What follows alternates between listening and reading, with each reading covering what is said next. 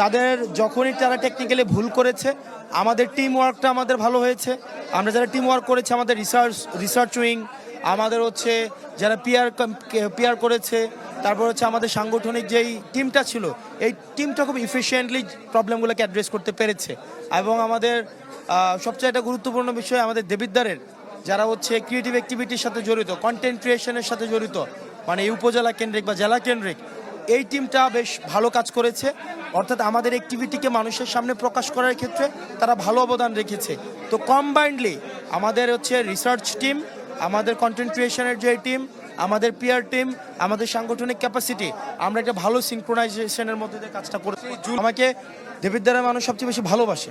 আপনি যদি যান, আমাকে ভয় যারা অপরাধী তারা ভয় পায়, আর যারা আমাকে ভালোবাসে আমাকে সবাই, এমনকি বিএনপি বলেন।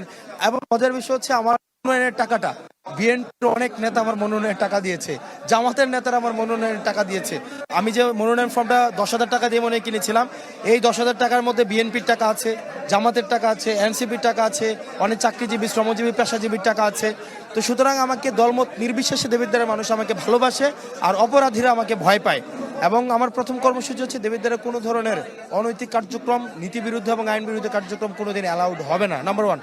নাম্বার 2, আমরা আগামী 5 দিন একটা কর্মসূচি দিয়েছি, সেটা হচ্ছে শপথ গ্রহণের আগ পর্যন্ত আমাদের ভোটার যারা আমাকে ভোট দিয়েছে বা যারা দেয়নি, সবার কাছে কাছে গিয়ে কৃতজ্ঞতা স্বীকার কর্মসূচি।